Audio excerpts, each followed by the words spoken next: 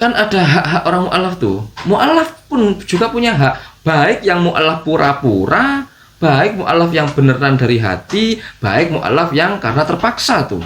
Semuanya punya hak. Semuanya itu haknya sama itu. Nggak ada pengecualian. Assalamualaikum warahmatullahi wabarakatuh. Halo teman-teman, ketemu lagi dengan dua Bang Desa ya di channel Mr. Coach. Yuk mari kita ngobrol di channel ini. Tetap berpuasa, tetap ngopi, ngolah pikir dengan share, serius tapi santai. Richard Lee, ya, beliau ini menjadi sorotan dari berbagai macam media berita ya, yang dimana beliau mendeklarasikan mu'alafnya di depan publik baru-baru ini. Terus bagaimana tanggapan saya? Saya masih menyelidiki sebenarnya dokter Oh, sudah dipublik, sudah diumumkan, sudah ada sertifikatnya. Kok masih diselidiki oleh Bang Heri? Dia kan tim penyidik.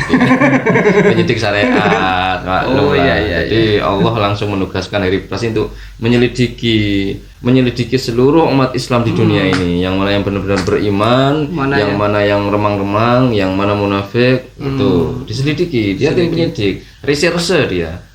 Tim intel syariat. Masya Allah, untuk menyelidiki, menilai ini syubhat, ini sahih, ini mu'alaf, ini pura-pura. Saya kira Coba cuma cari ustadz-ustadznya saja para kiai. Sekarang orang awam mu'alaf masih dikoreksi.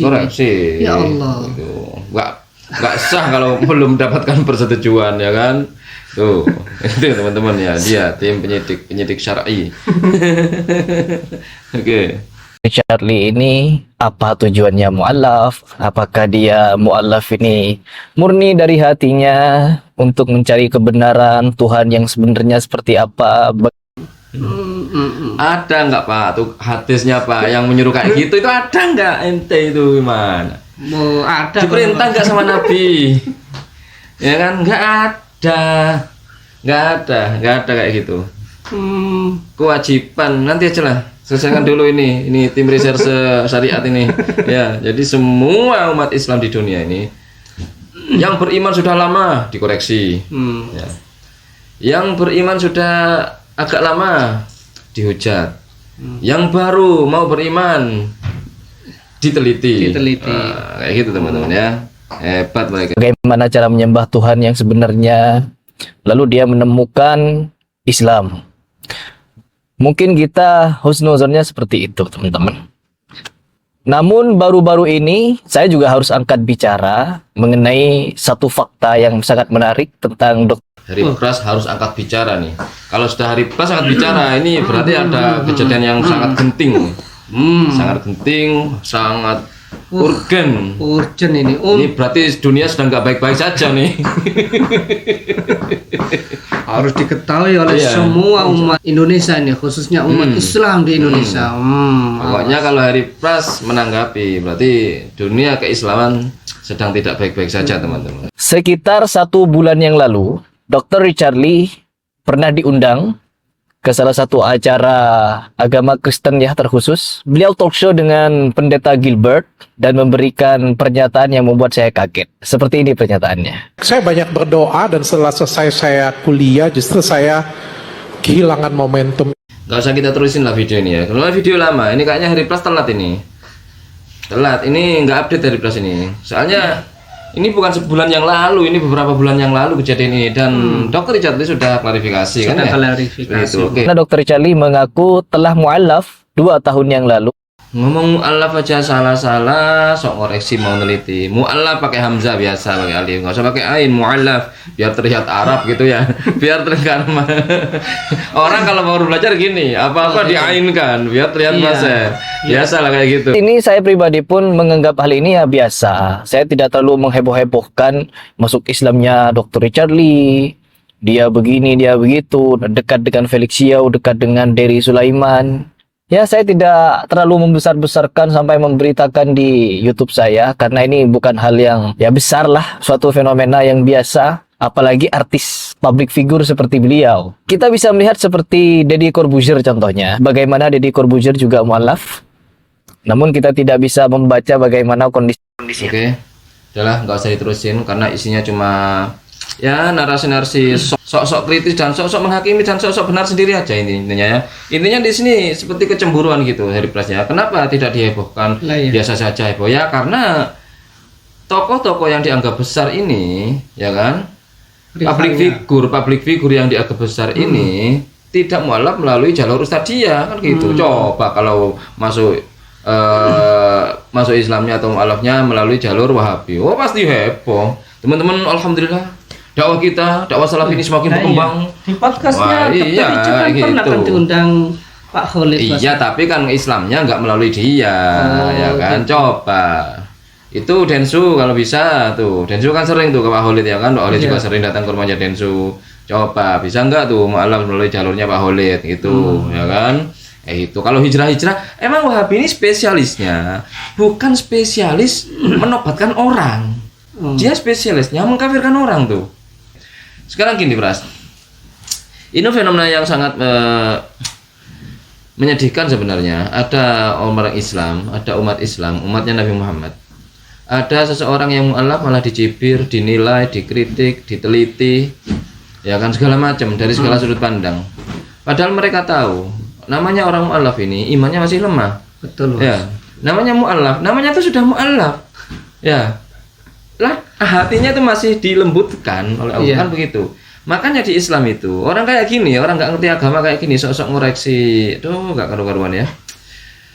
Kan ada hak-hak orang mualaf tuh. Mualaf pun juga punya hak, baik yang mualaf pura-pura, baik mualaf yang beneran dari hati, baik mualaf yang karena terpaksa tuh. Semuanya punya hak. Semuanya itu haknya sama itu, nggak ada pengecualian. Hak menerima zakat, walaupun kaya. Tetap menerima zakat, kemudian dilindungi. Itu kewajiban orang Islam itu ketika ada orang mualaf. Namanya mualaf ya imannya masih lemah, masih gini-gini, masih lompat sana sini, namanya juga mencari mereka. Kan gitu. Mualaf kok langsung beriman bagaimana? Ya sering ada yang kayak gitu, ya kan? Anda Islamnya dari bayi, dari orok, jangan sok-sokan. Anda Islamnya nggak mencari, Pak. Anda Islamnya dari orok, dari keturunan. Jadi jangan sombong gitu loh. Ketika justru biasanya orang yang mencari kayak gini agama lebih tebal mereka imannya bos, karena mereka mencari. Kan gitu. Kalau kita kan ikut-ikutan awalnya dari ya kan? Ya ikut-ikutan dari orang tua, kemudian dari lingkungan, gak enak sendiri nggak Islam nih. Ada kan kayak gitu. Contohnya sholat aja ada yang sholat ikut-ikutan gak enak sendiri, gak sholatin gitu ya. Itu Pak. Jadi jangan sok-sokan. Anda harusnya bersyukur tuh Anda beriman sejak orok tuh. Nah, terus ada orang kayak gini dikasihani, hak-haknya dipenuhi. Jangan malah mau dikafirkan lagi. Ya, kan gitu. Walaupun pura-pura nggak punya hak Anda. Rasulullah aja nggak gitu. Rasulullah tetap haknya. Bahkan Rasulullah memperlakukan Abdullah bin Ubay, tokoh munafik itu sama dengan orang Islam yang lain. Abdullah bin Ubay nuntut, dipenuhi tuntutannya asalkan sesuai koridor, sesuai prosedur kayak gitu. Walaupun sudah munafik kayak gitu. Dan Rasulullah tidak pernah beda-bedakan, gitu bos, tetap adil kayak gitu.